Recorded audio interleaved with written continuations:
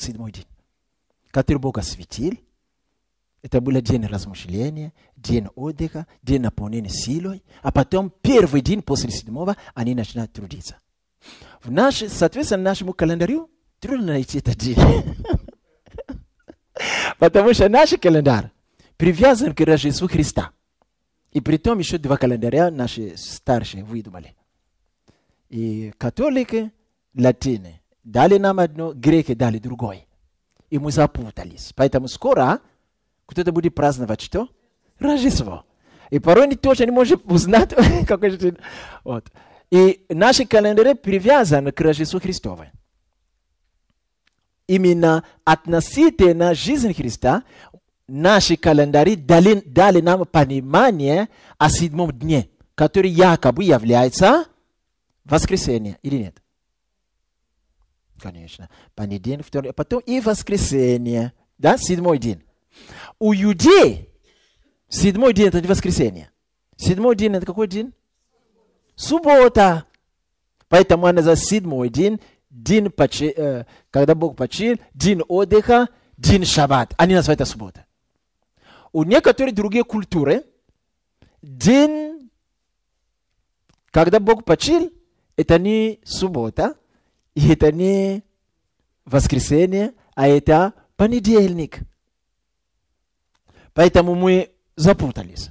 И мы точно не знаем, что это за день было. Помните, по первому намерению Бога. Сейчас мы не живем по первому намерению. Поэтому произошли искажения. Поэтому мы не можем точно понять, что это за день было. Но, скорее всего, это была суббота. Евреи, они были близки. Потому что вы не забывайте, что это написал кто? Моисей. Хорошо, мы идем дальше. Наша тема или наше рассуждение называется «Откровение и тайны книги Бытия». Я сейчас начну понимать некоторые тайны здесь. Смотрите. Мы читаем сейчас 2 главу. Вот происхождение неба и земли. Повторяется, да? Как бы вот, вроде мы читали все это, и Бог, а потом опять, вот произведение неба и земли. При сотворении их, в то время, когда Господь Бог создал небо и землю, и всякий, но пар поднимался с земли и орошал все лице земли. Слушайте дальше. И создал Бог человека. И тут написано, и создал Бог человека с праха земного. И дунул в лице его дыхание жизни. И стал человек душой живой. Трудность начинается. Мы же читали в первой главе, что Бог сотворил человека, Адам и Еву, то есть мужчину и женщину, по образу. Бог это дух.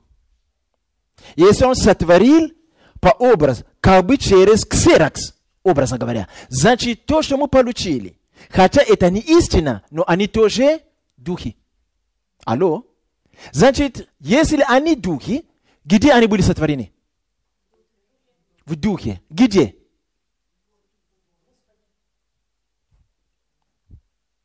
Что в животе они были? В духе, в духовном измерении. То есть в том месте, где находился Бог.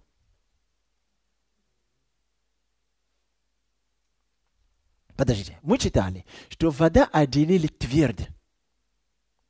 То есть твердь отделили воду от воды. Над вода, под вода, это твердь названа небом. То есть это совершенно духовно, это совершенно другая территория. Потом позже вода, которая под твердой, под небом, разделилась и появилась суша, которая земля. То есть небо находится в другом месте. И земля, которая суша между водами, находится тоже в другом месте. Но написано, что Бог сотворил образ свой. Не на земле. Значит, в том месте, где он находился. Теперь скажите мне, где Бог находился, когда он отделял небо от земли, воду от водами, когда он смотрел все это, где он находился? Если он сотворил небо, значит, он и находился в том, что он там совершал. Он находится вне неба. Или нет? Ну, конечно. И ты не можешь строить дом, будучи в этих кирпичах. То есть, если ты отделяешь кирпич от кирпича, значит, ты вне всего этого. То есть, он находится в определенной территории, духом он вездесущий, но душой своей он находится в конкретной территории, которая не суша, которая не вода, которая не мрак, которая не бездна, и которая не твердое небо, которое не звезды. То есть все это как бы вне него. А где тогда он находится? То есть есть другая территория, где Бог находится. Именно на этой территории он сотворил человека. Поэтому мы читаем, он сотворил. Потом, когда мы вторую главу будем читать, там написано, и Бог создал человека из праха земного. Теперь измерение другое. Это земля, суша, которая вызвана посреди воды, которую сейчас мы шагаем. Но когда он производил ксерокопию, чтобы сделать Адама и Еву по образу, эта земля тут ни при чем. Это было не на земле, это было в другое измерение. Теперь новость. В то время, когда Бог отделил небо и землю, после этого, когда он сказал, теперь сотворим человека по образу и подобию нашему. Это не создать человека. Создать – это когда речь идет о земной происхождении. А сотворить – это как ксерокопия, как я уже объяснял. Духовно. То есть Адам и Ева. Человек – это ксерокопия Бога, это дух. Бог – это дух, ксерокопия тоже духи. Аминь. Но в каком измерении? И на земле. В измерении, где Бог находился. Это измерение также называется небом. Но не то небо, которое он совершал, которое мы читали, что он отделил воды от воды. Нет. Это другой. Поэтому есть понимание о третьем измерении неба. Именно в третьем измерении неба. Когда Бог сказал, давайте сотворим от людей человека, именно в это же время Бог создал ангелов. Ангелы не вечные существа. Ангелы не вечные существа. Они становятся вечными в будущем, как и люди. Но вечность, слушайте меня, пожалуйста, вечность не означает, что человек начнет жить вечно. Нет. В этом ключе тогда все люди вечны. И дьяволы тоже вечны, и сатана тоже вечны, и духи тоже вечны. Но видите, вечность всех этих нас отличается от вечности Бога. Потому что и у Бога есть история вечности. Он был вечный. Он ниоткуда не появился. А у всего есть начало. Поэтому мы не можем быть вечны, как Бог. Мы имеем дар вечности, чтобы в вечности, в будущем, мы прилепимся к этой рельсе Бога, будем жить вечно. Но у нас истории не было. Не было вечны мы. Мы не вечны были. Бог всегда был. Мы всегда будем, но не всегда были. Бог всегда был и всегда будет. Это вечность разные. Это значит, что ангелы, когда были сотворены, значит, небо, на котором ангелы живут, были сотворены. Логика очень простая. Бог сотворил человека. Потом я буду показывать это. Чтобы жить на земле. Он сначала сотворил землю, позже он сотворил человека, чтобы дать ему эту землю. Правда? Угу. Это значит, что первая глава, которую мы читаем, это все происходит в духовном измерении. Касательно человека. Дальше. Если, слушайте, Бог сотворил землю и оформил все, чтобы позже спустить туда человека и дать ему все это. Правда? Параллельно с этим, Бог сотворил небо или небеса. Это тоже место, где есть вода. Я буду читать об этом. Где есть золото, где есть много чего, растения тоже. Иезекииль видит река воды жизни. Это находится не на земле, на небе. Значит, это тоже территория, которую Бог отделил. Это территория двоичная. Двояк. С одной стороны, это территория ангелов. Поэтому, слушайте меня, Бог сотворил землю, когда все было оформлено, дом построен, тогда взял человека и поместил туда. Правда? Точно так же на небе. Бог сотворил небо. Вы со мной? Когда было оформлено, дом сотворено, тогда он создал ангел и поместил туда. Это значит, что ангел и человек сотворены одновременно. Они не старше тебя. Некоторые ангелы так и обманывают людей. Они приходят, ангелы сатаны, скажут, мы старше вас. Вы сотворены при мне, я сатана, я видел вас. Это ложь. Нет, было такого. Мы сотворены одновременно. Мы сотворены одновременно. Поэтому они были с той стороны, а мы были с той стороны. Вы скажете, тут что-то не сходится. А почему тогда первый мир? Но в первом мире, который мы точно не знаем, кто там, я повторяю, это мы не знаем точно. Вы скажете, хорошо, Григорий, а что первый мир, о котором мы читали, первый стих, который Бог разрушил, что это не был мир ангелов? Что когда этот мир существовал, а не было параллельно с ним ангелы, которые приходили бы помогать им? Слушайте меня, пожалуйста. Мы не знаем, что было до нашего мира, как был этот мир, который Бог потопил потопом первый, как было он устроен, и какие личности там жили. Мы просто знаем, что при гневе Божьем некоторые личности, которые там жили, стали бесами. Это все, что мы знаем. А ангелы, которые мы сегодня знаем, существовали ли они тогда, мы не знаем. Если мы скажем, ангелы всегда были с Богом, что бы Бог ни творил, ангелы были с ними, тогда вы делаете ангелов вечными. Они не таковы, они недавно тоже появились. Это для нас нонсенс, потому что мы привыкли, что ангелы всегда лапочка, которые всегда с Богом. Это не так. В определенное время они тоже стали быть. Бог тоже сотворил их. А чем Бог занимался до этих ангелов? Он жил себе без ангелов? Да. Бог не стал Богом из-за ангелов. Он не чувствовал себе существование без ангелов. Нет, он всегда был один, без никого. В прошлой вечности. А потом, в какое-то время, в этой прошлой вечности, время от времени, относительно время от времени, что-то он совершал там, и мы не знаем, что он всегда жил. А вот тут Кришна съехал, потому что мы не можем понять, как это возможно. Конечно, я въезжаю туда, не могу это уловить, но как это? Потому что слово вечность от начала не подходит моему мозгу. Я не могу уловить, как это возможно, что он жил и ниоткуда. И самодостаточно, ничего ему не надо. Кто он? Как он? Мы даем ему порой существование из-за людей. Из-за того, что он сотворил. Вот он есть же Творец, узнай, что без даже творения он всегда был. Поэтому порой вот этот вопрос всегда понимается. А тогда, если ангелы появились, а как? Раньше он был без ангелов? Конечно, был без ангелов. Не они дают ему существование. Если они всегда были с Богом, слово всегда означает, они тогда тоже вечны, как он.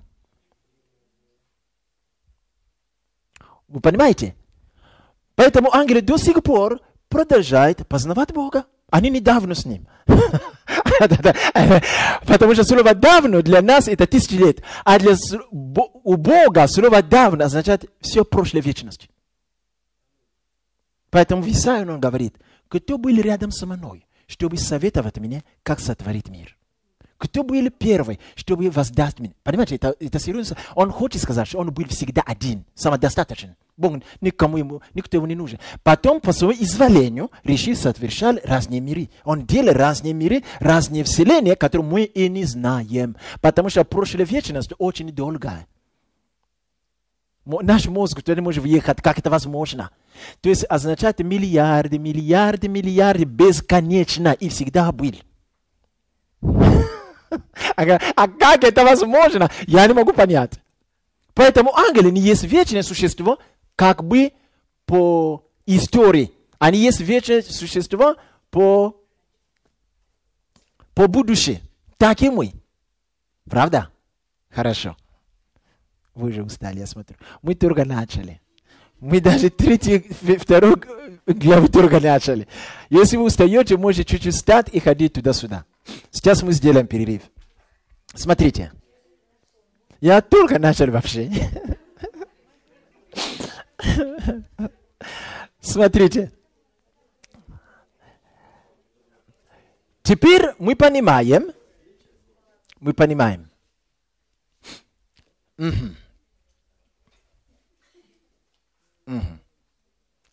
Почему я сказал, что это земля, которую Бог отделил, то есть небо? Не очень понятно. Это значит, что при сотворении Вселенной нашей Бог дублировал вещи. Вы заметите, вода туда, вода сюда. Мы никогда не думаем о воде, которая там. Поэтому, когда Бог в 6 главе, если мы дойдем, когда Бог будет потоплять мир еще раз, для Бога ничего тут нового нет. Он этим занимался. Он умеет потоплять мир. Поэтому, когда люди сомневались, как все, что мы видим, будет покрыто водой, откуда эта вода возьмется? Когда будете читать Бытие 6 главы, написано, и источники неба открылись. Вот оттуда вода берет. Поэтому вода, которая потопили людей во времена Ноя, не была просто с моря, не хватит. Они там есть. Это значит, что это мир двойной. Точно такой же мир находится там. Да. Поэтому именно в том мире, когда Бог сотворил Адам и Ева, теперь скажем по-другому. Теперь скажем, дети царям, все тайны мира. Хорошо. Тогда в 2 главе мы читаем, что Бог сказал, теперь создам, это уже не сотворим, а создам. Создал Бог человека из праха земного. Это другая территория. Значит, человек сотворен дважды. Первый раз в небесной атмосфере, где сам Бог, да, как дух. Прообраз для нас, как ксерокопия. Точно ксерокопия. Теперь, это ксерокопия духовной личности. Но план Бога был другой. Чтобы ангелы жили в одной территории, и чтобы люди жили в другой территории. И Бог решил, чтобы эта территория была то, что мы называем в кавычках естественная физическая территория. Слушай меня. Небо – это тоже физическая территория. Только в другом измерении. А сделал физическая территория нашей, этой планеты, в иное измерение. Вы понимаете? Угу. Теперь. И написано, слушайте, и Бог взял прах земного, суши, который открылась посреди моря на земле. Взял оттуда глину, это исследователи говорят, что это была красная, ну, чуть-чуть красноватая глина. И лепил. Как он это сделал? Словом. Бог все делал словом. Он сказал слово, да?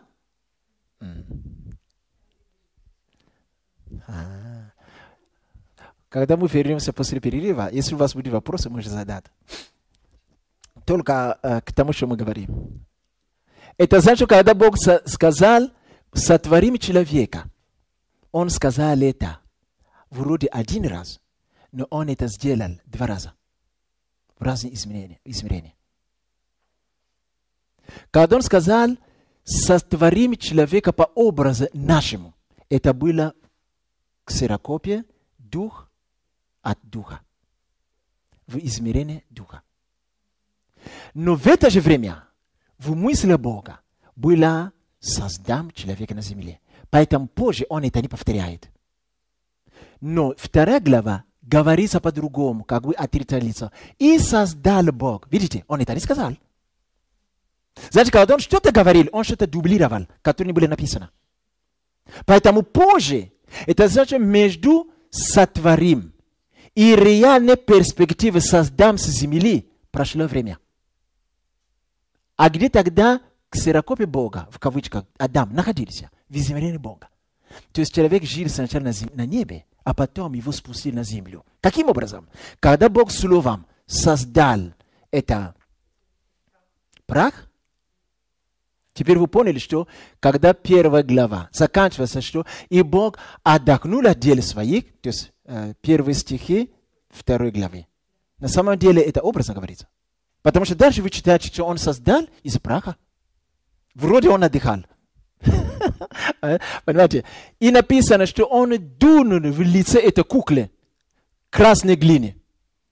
Дыхание жизни. Это так написано. В старый, это греческий язык, написано пневма. Это дух. То есть Бог высвободил Адама и Еву, сотворенных в духе, как духовной личности, и вихром ввел их. Как... И они вошли в эту куклу в сфере лица. Поэтому, когда человек умирает, дух выходит с этой сферы. Когда ребенок рождается, сначала дух дает о себе знать с этой сферы. Через что? Крики дыхания. Это вихрь было. Там написано, и Бог дунул. Это так пишется. Потому что, когда будете читать некоторые пророческие вещи в Библии, местами будете читать, что Бог дунул. А что Он всегда приходит... Нет, это говорится о движении Духа Божьего с мощью. Называется дунул. Поэтому Дух Святой взял Адам, сказал, теперь вы должны идти в ту территорию, которую Отец избрал. А где это? Они ощутили, вошли. И почувствовали,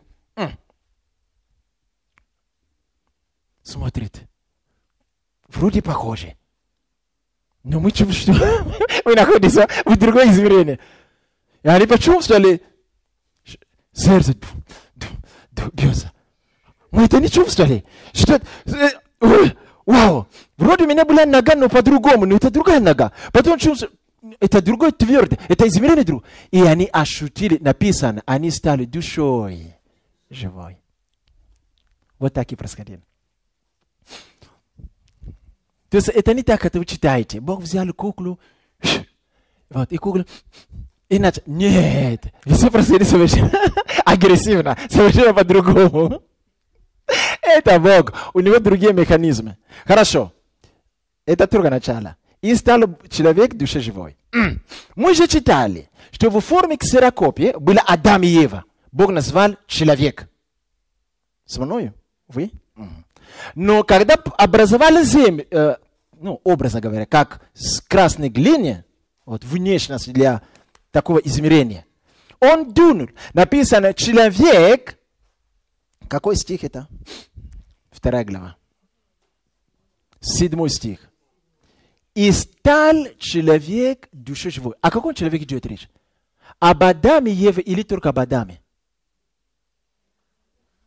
Нет, подождите, в 1 главе мы читали, что Бог сотворил мужчину и женщину, сотворил их. В 2 главе мы читаем, что Бог из праха образовал человека и дунул, высвободил дыхание. То есть на самом деле он взял их, просто спустил, переместил в физическое тело. И стал человек душой живой. Правда? Это что за человек? Это Адам только или это Адам и Ева? Хорошо.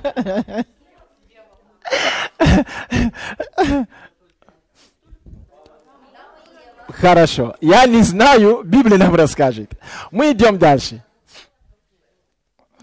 И насадил Господь Бог рай в Эдеме. Эдем означает прекрасный сад. А рай – это другая субстанция. То есть, может быть, Эдем без рая. Поэтому написано, и Бог насадил рай в Эдеме. Это значит, что рай – это не физическая вещь. Это духовный климат, духовно, как это сказать, климат.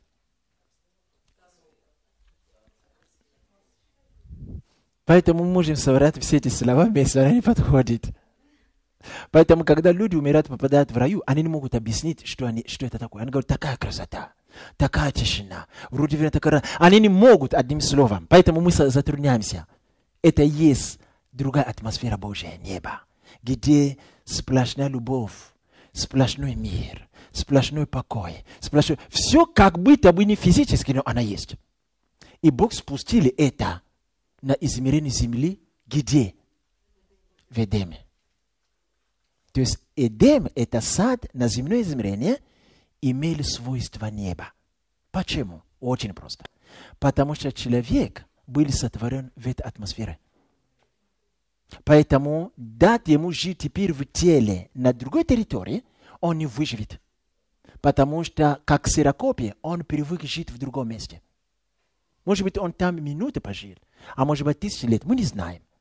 Но жить ему здесь, без этой атмосферы, не выживет. Поэтому Бог, как только создал Адама именно в территории земли, то есть спустил его туда в теле, он тут же спустил что? Рай. Это нормальная, естественная среда для человека, как дух. Поэтому в раю не было проблемы ни у кого. И дальше мы читаем. Все приятное, и дерево того, и приносящее плоды, и золото на той земле хорошее, и камень оникса, 12 стих, 13 стих, и река, которая течет туда-сюда, и река Ефрата, и все Бог создал и поселил в саду Эдемское человека, чтобы возделывать его и охранять. Скажи, охранять. Теперь вы понимаете то, о чем я говорил. Если Бог говорит возделывать, слушайте меня. Другое слово возделывать означает созидать. Это слово мы встречали до этого. Это слово было обращено только к Богу. Это было в первой главе, где написано, Бог закончил, создал и созидал. Теперь это же слово, там написано возделывать, на самом деле созидать. Бог теперь обращает к человеку. Теперь вот это твоя территория, чтобы ты созидал и охранял. Чтобы ты созидал и охранял. Чтобы ты созидал и охранял. Хорошо, созидать. Если все готово, зачем что-то созидать?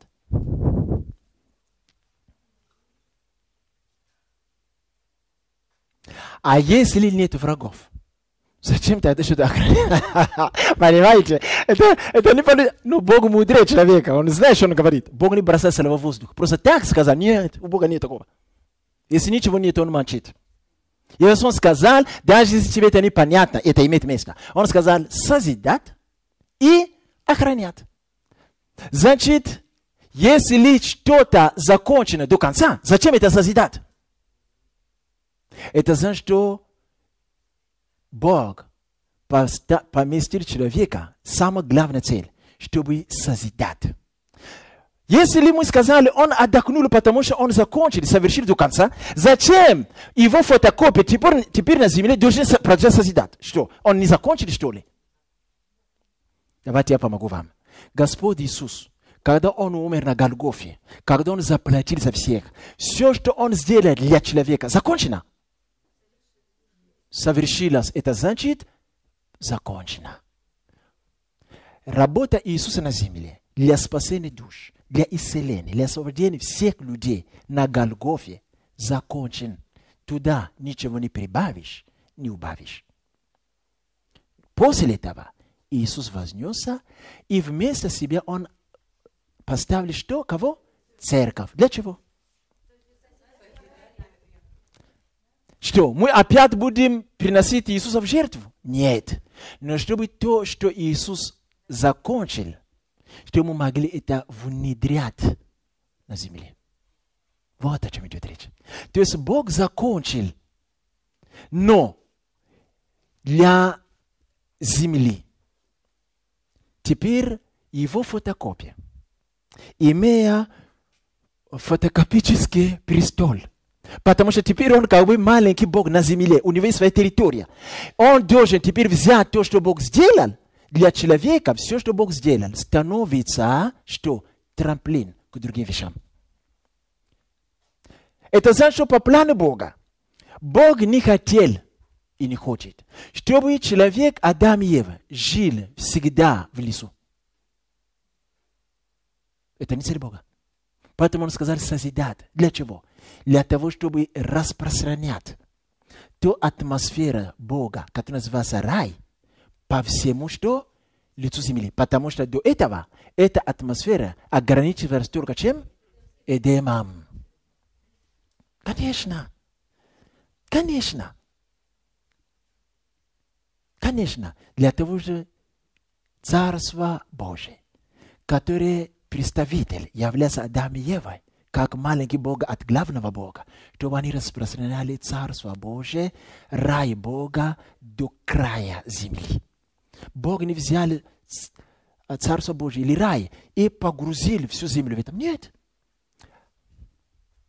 Потому что земля не была весь раем. Это маленькая часть называется Эдем, и туда Бог спустил рай. А другая часть земли была оформлена Богом. Но работа отдана была в руки Адама и Евы. Для того, чтобы распространять атмосферу Эдема до края земли. Чтобы вся земля также была наполнена славой. Это то, что будет читать в Библии потом. Это была первая цель Бога. Чтобы не земля, где Адам и Ева, и небо, где Бог. Чтобы, когда ты смотришь туда, и ты смотришь туда, ты не увидишь разницу. Вот это был план Бога. То есть Бог хотел продлить свое царство и на земле, в другое измерение, как бы планет, которую мы видим, но точно так же. Но там он говорит, по своей изволению, я хочу иметь там представителей. И они, мои дети, они будут действовать, как я. И поставили там. Он сказал, теперь созидайте вы. Я дал вам трамплин, теперь возьмите, чтобы вы перешли от рая, который в Эдеме, чтобы рай распространился на всю землю. Это первый. Второй, чтобы, живя в саду, вы превратили этот сад в город. Это то, что будет читать в Откровении. Поскольку это не удалось, Бог сотворил новое небо и новую землю. И центр рая, это новое небо и новая земля, называется Новый Иерусалим. Иерусалим означает город царя. Но он сам там не будет жить, потому что это дано его детям. Это прототип. То, что мы потеряли в начале, это то, что Бог даст в конце. То есть план Бога был распространять именно это до конца и превратить землю в города. Но не те города, которые мы имеем, это иносказание того, в эти дома, в которых мы живем. А где взять материал? Я читал об этом. Там было самое лучшее золото. То есть в определенное время Адам мог посмотреть и сказать, золото, золото, золото, золото. Угу. Итак, будет здесь двухэтажный дом, золотой. И все. Я верю, что именно это был план Бога. Почему? Потому что в Откровении вы найдете эти дома и улицы на небе. Что это за небо? Новое небо, новая земля, где будут жить люди. Человек сотворен для того, чтобы жить на земле. Алло? Поскольку мы потеряли через грехопадение первую землю, поэтому эта земля, что сделает Бог? Сгорит. И потом Он даст нам войти в второе новое небо и новую землю, чтобы начать от начала, как Адам и Ева. Но тогда они были только двое. Тогда нас будет много сразу. Все спасенные, дети Божьи. И тогда они должны были умножаться, размножаться физически, биологически. Тогда там уже такое размножение не будет. Тогда они должны были распространять. Там уже распространяться не будет, потому что уже распространено. Аминь. Да, но суть человека в теле, человек будет жить опять в теле, но не такой земной и греховный. Похожий, но прославленное тело. Поэтому Иисус как прототип сохранил это тело на небе. Потому что Он тоже будет посещать нас в том городе. И будет ходить в эти красивые улицы и в эти хижины в золотых стенах. Это тот план, который Господь имел для Адама. Тут есть вопрос, который я никогда не понимал. Мой наставник мне помог. Как же ему знать, что земля должно быть наполнено слава Божья. Как же ему знать, что золото, оникс, который мы читаем прекрасно, так, полезные ископаемые, которые были там, что именно это надо использовать, чтобы превратить сад в город. Потому что Бог, когда Он творил своих детей, как ксерокопии, Он высвободил в них помазание творчества. То есть, когда мы читаем «созидать», там не речь идет о мускулах, чтобы понимать кирпичи. Нет. Там в свое время, в определенное время, в то время, мысли должны были их посещать. Ибо Бог производит в них и хотение, и действие. То есть то, что должно быть позже, Бог высвобождал это внутри себя. Но Он и не сказал. Это то, что люди позже должны были получать как мысли, как желание. Доброе желание. Ибо всякое доброе желание производит в вас кто? Бог. И тогда они через это могли узнавать, это для того, это для того. Так, давай, Ева, мы сделаем здесь золотая хижина. Это для того, это. Давай мы сделаем. И они как могли это делать? Скажи словом. Человек не был сотворен, чтобы трудиться физически. Мы пришли к этому из-за грехопадения. Как вы думаете, Бог сотворил все, что вы видите? Он делал это физически? Он тащили кирпичи с ангелами? Не было такого. Он сказал слово. Предназначение человека в созидании земли – это слово. Человек должен был научиться у Бога иметь мысли, чтобы Бог производил желание, хотение, и чтобы Он говорил слово. И все происходило великолепным образом, точно как у его отца.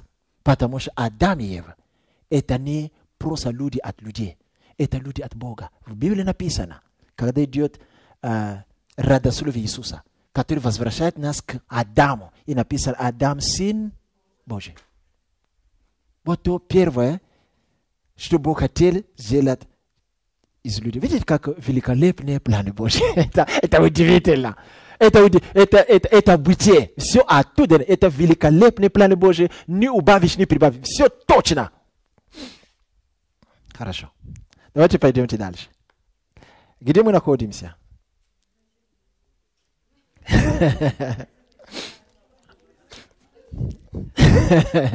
Теперь мы читаем.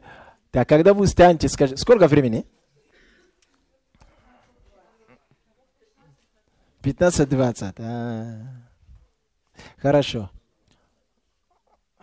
Хорошо. Еще 15 минут мы закончим. Мы сделаем перерыв. Хорошо. Хорошо. Итак, мы читаем дальше. 2 глава, 16 стих. «И заповедовал им Бог». Кстати, там написано «возделывать и охранять». Ну, вы уже знаете, да, от кого? То есть, значит, есть враг, который захочет испортить это место. А откуда тогда взялся этот враг? Если Бог говорит, охраняйте. Что-то тут непонятно. Что-то тут непонятно. Мы с вами знаем, что есть только один Бог. Если есть какой-то враг, то он не Бог. Значит, он тоже когда-то был сотворен. А в какой период времени? Тайна находится здесь, что с того дня, когда человек был вселен в плоть на земле, до того дня, когда они согрешили, вот это период времени, мы не знаем, сколько лет было. Вот. Сложность находится только здесь. Это Бог никому не открыл еще. Сколько лет? Я предполагаю, было несколько тысяч лет.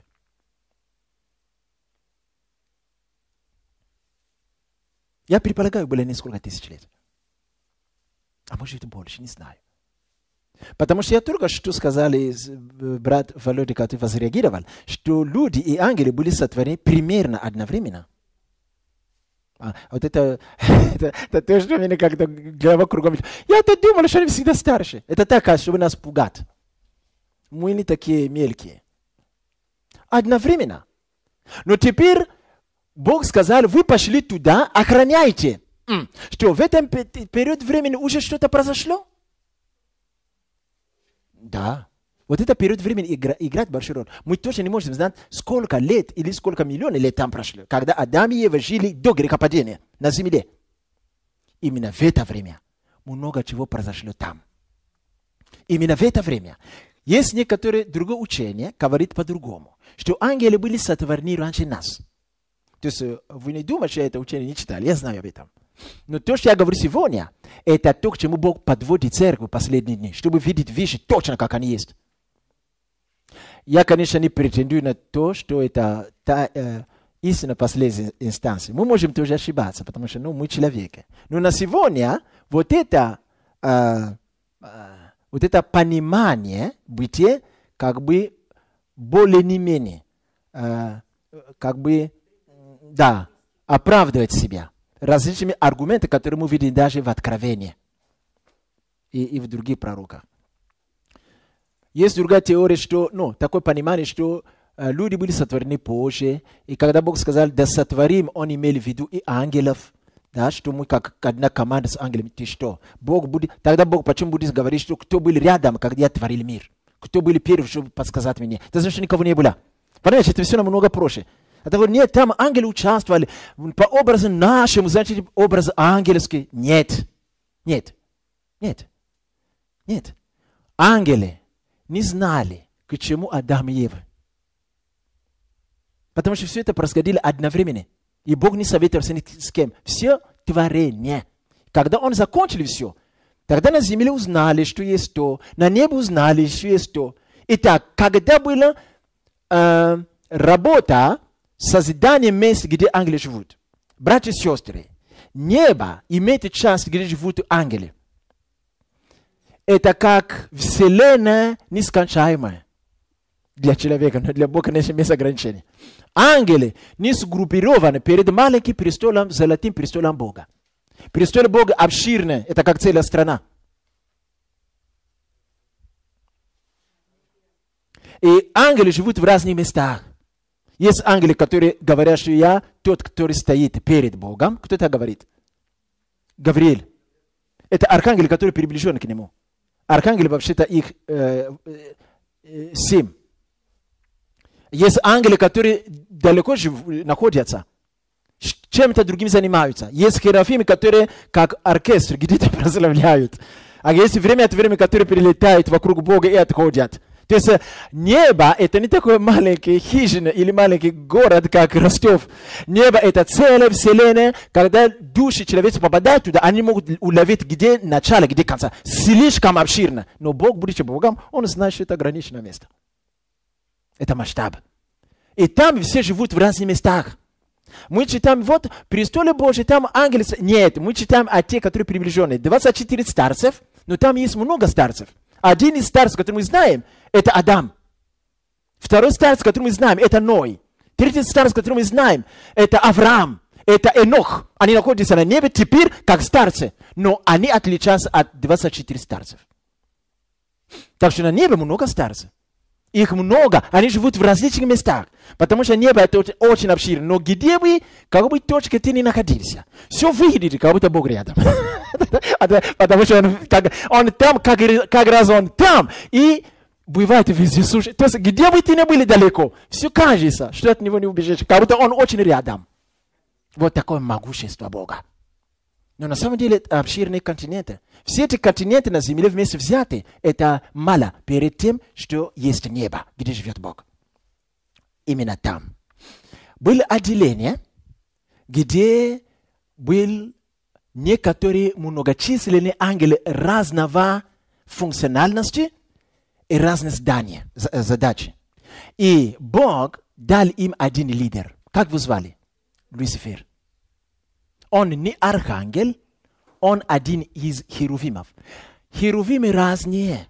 Есть херувимы, которые несут как бы славу Божию. Это те херувимы, которые Иезекииль видел.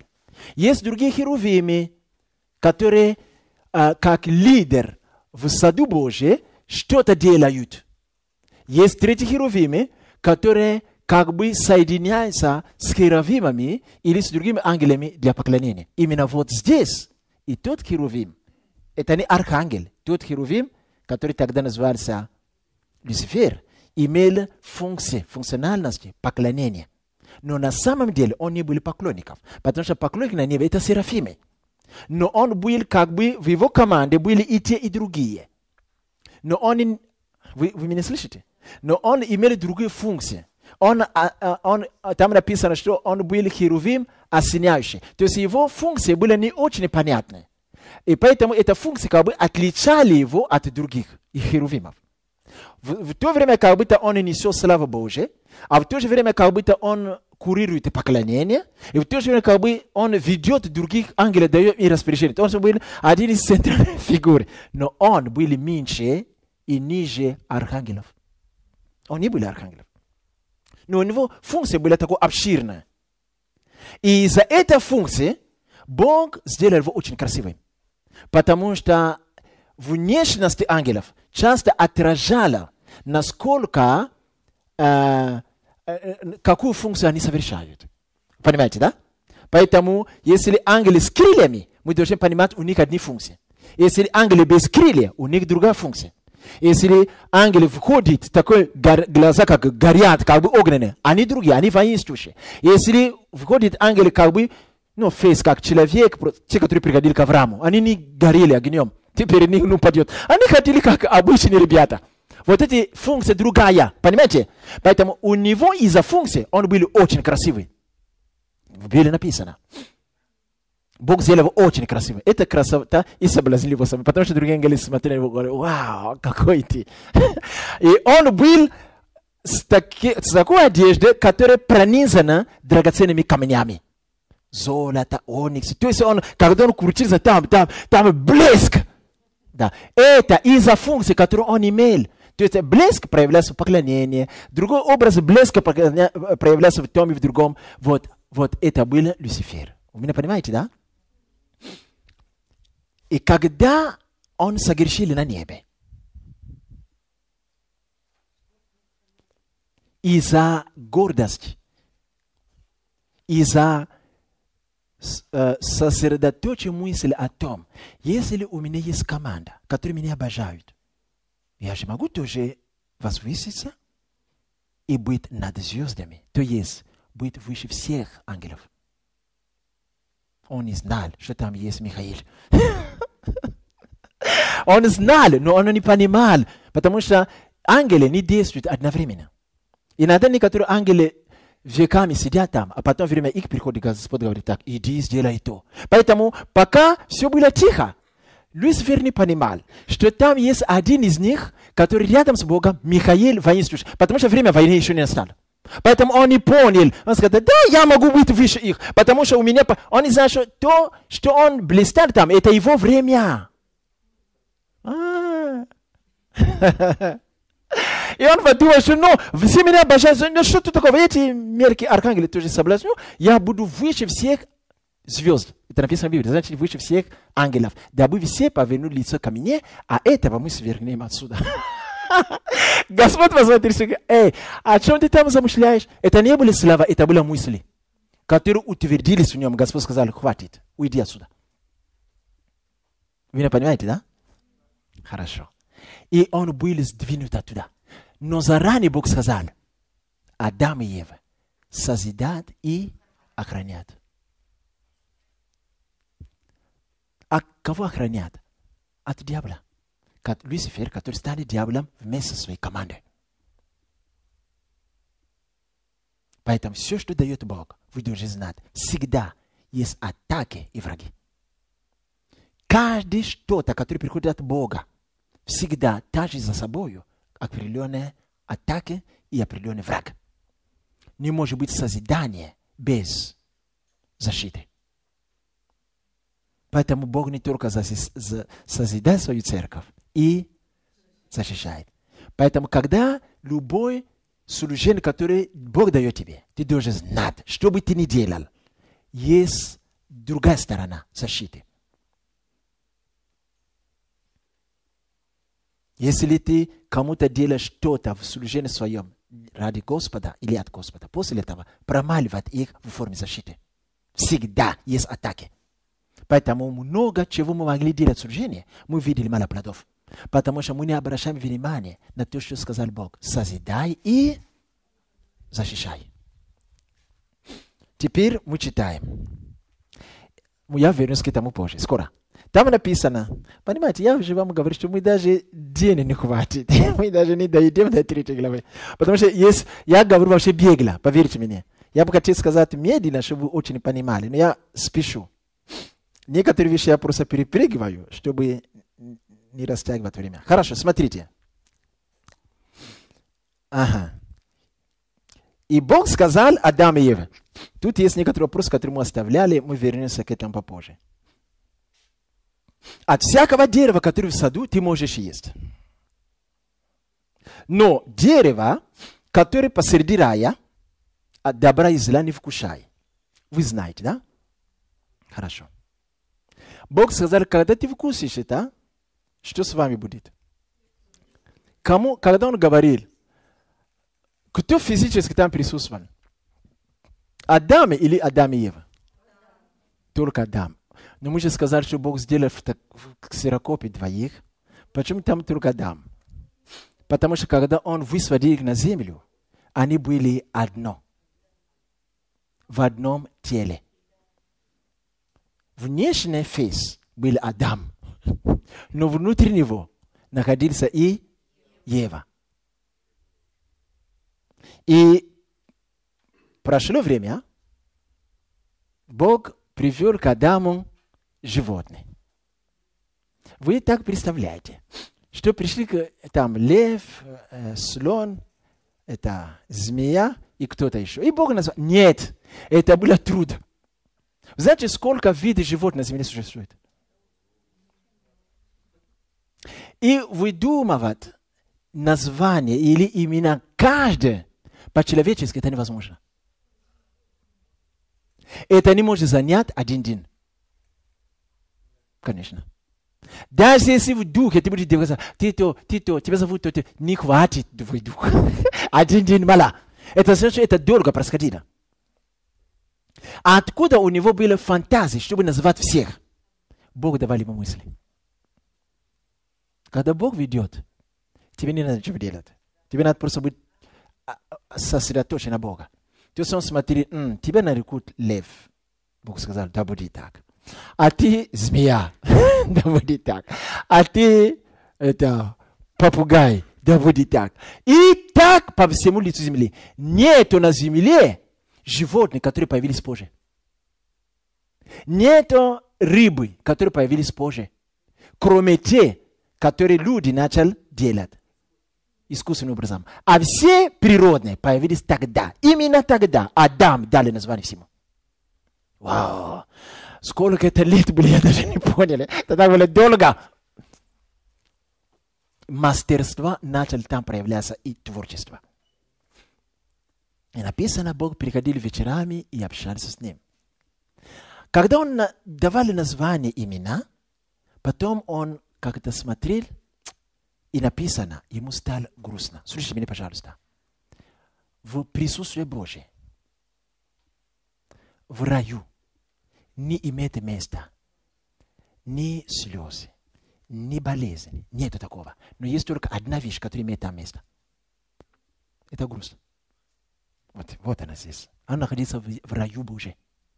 Но грусть находился у него. Он загрустил.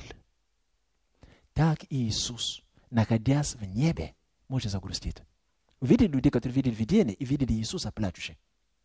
Он не может болеть, он не может ничего переживать, но есть одна вещь, которая может иметь место. Может иметь место. Не обязательно, но может иметь место. Посреди всех этих праздников на небе, одна вещь может иметь место. Это грусть. Поэтому, если человек знал, к чему призван, но не сделал, даже в саду Божьем, после смерти он будет кусать себе руки, говоря, я. Это не потому, что он сожалеет о грехах. Нет. Он сожалеет о том, как я не доделал ради Отца все. Это будет груз. Поэтому надо доделать свою работу на земле. Иначе груз будет. Конечно, будет другое время, когда Господь это избавит, и все поменяется. Но будет период груз. Это то, что было с Адамом. И Бог сказал, я знаю почему. Как вы думаете? Бог начал думать, так, надо подумать, что же сделать для него? Нет, он заранее это делает. У меня вопрос, а зачем так? Почему нельзя Адам и Ева сразу на землю сделать две куклы и все? И пусть они вошли туда и выжили. Почему сделать одно, а потом ждать? Пока он заморозит. Понимаете, Бог делает вещи поэтапно. Он должен был показать, насколько ему нужен кто-то.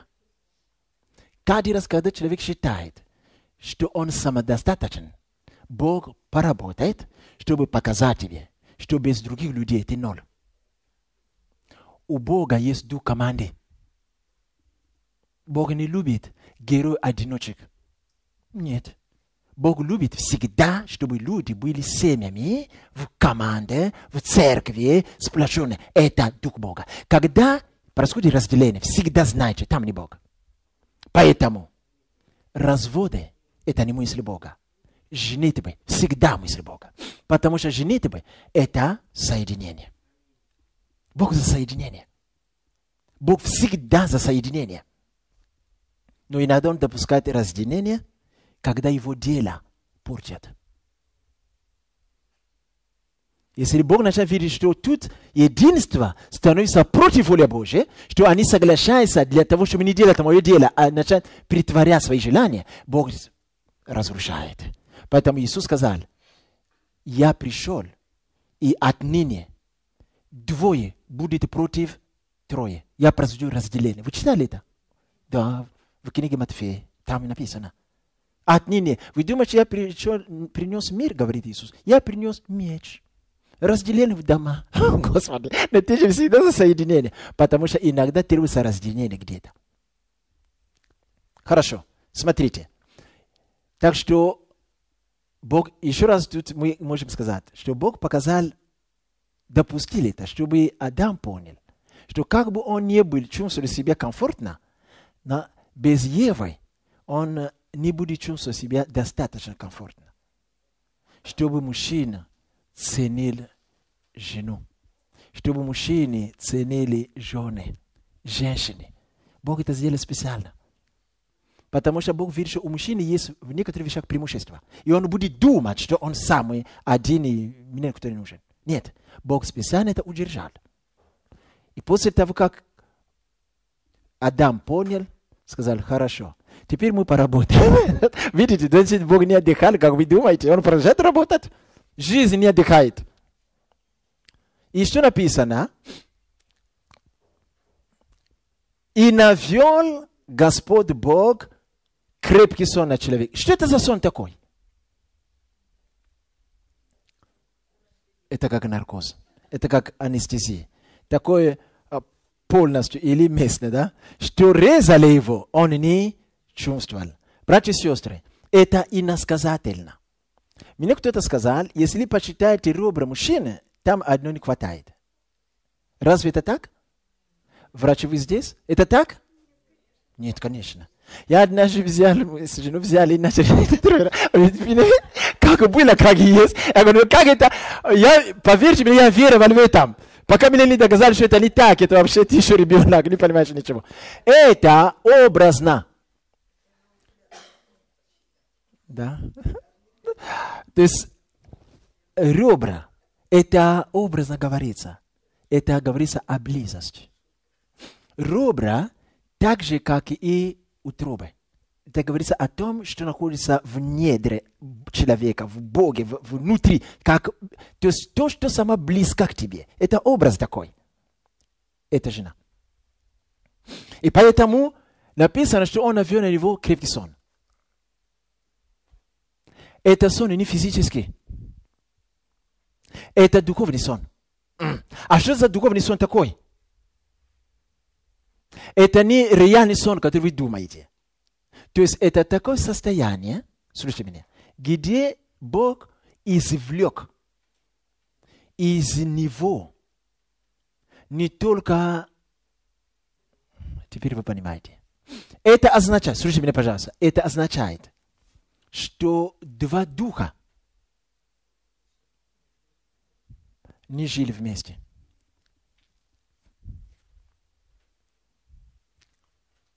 Это не было два духа в одном теле. Это было один дух Адама в одном теле адамском.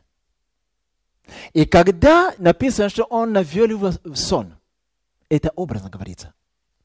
Это значит, что Бог привел его через этот груз в такое состояние, где как будто бы он забылся. Вы со мной? Как будто бы он потерялся. Как будто бы он был в состоянии потери сознания, что ли. Ну, образно говоря. И Бог взял его тело, умножил на 2.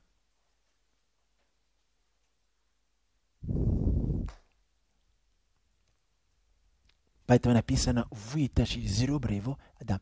Вы нигде не будете читать, что Бог опять взял землю, начал оформлять куклы и опять дунул туда. Или взяли дух, второй дух в Адама, чтобы переместить. Нет.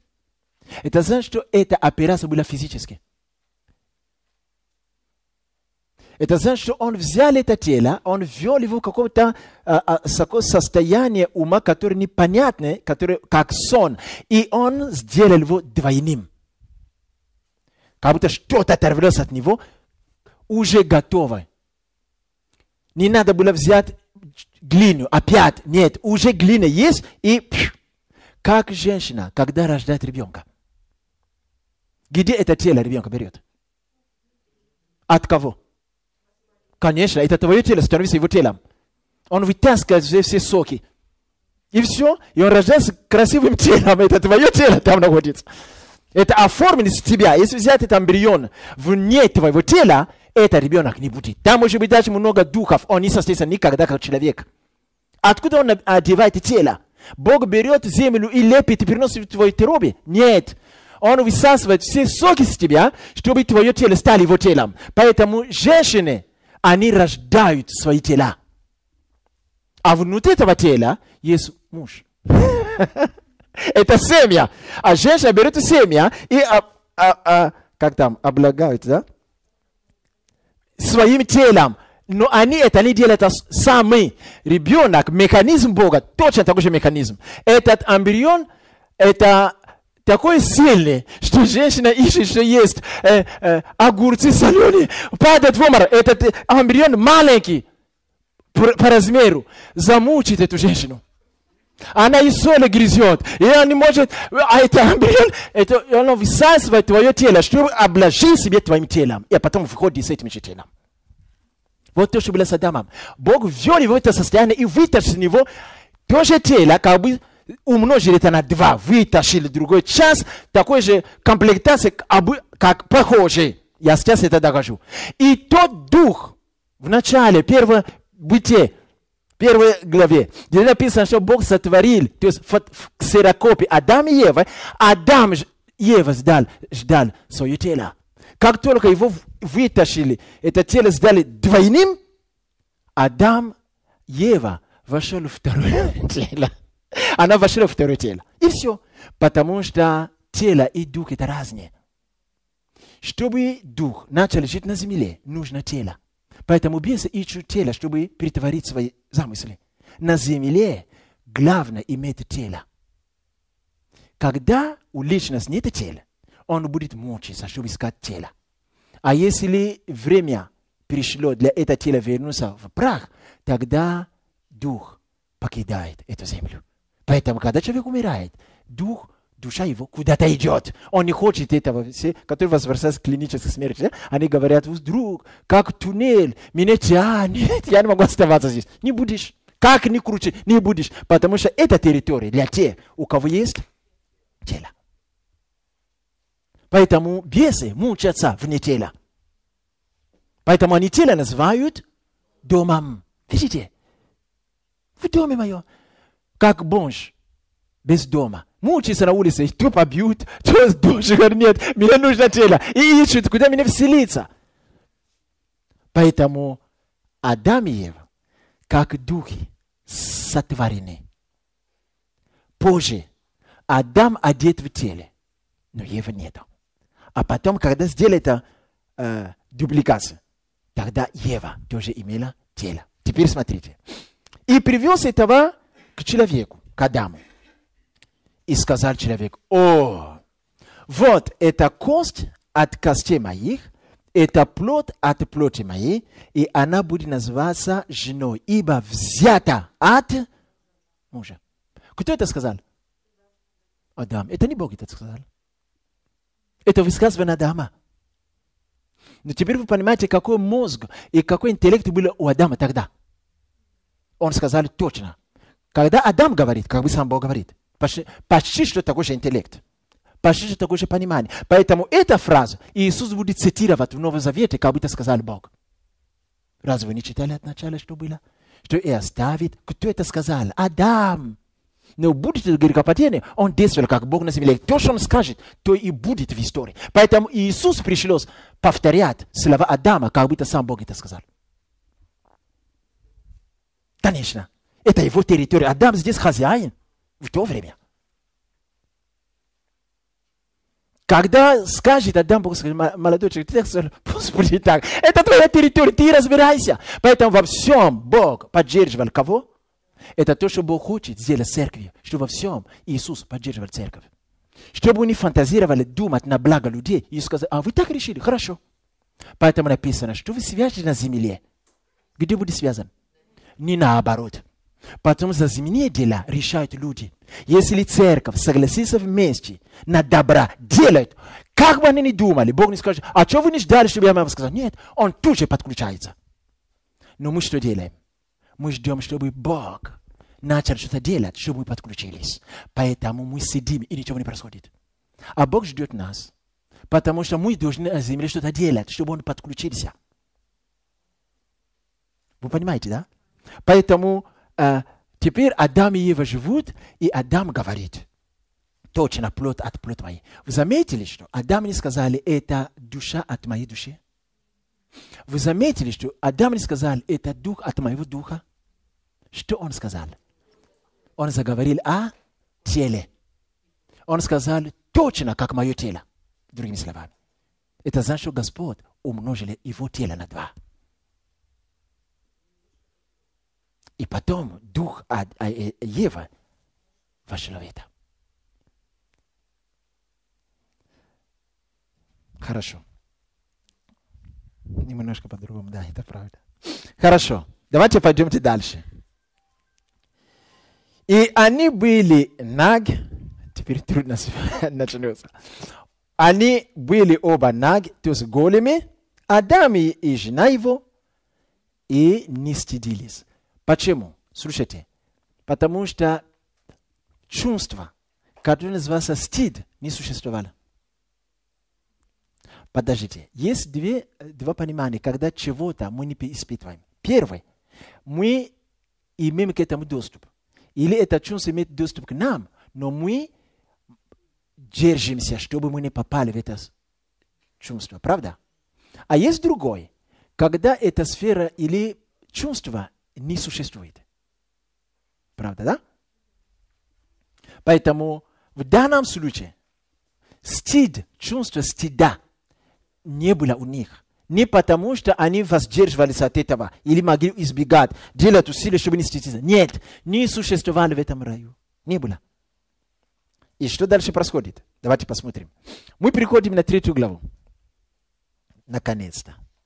И все сказали: теперь перерыв.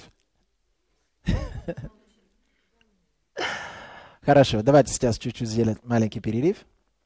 И мы пойдем после этого 3 главы начнем. Хорошо?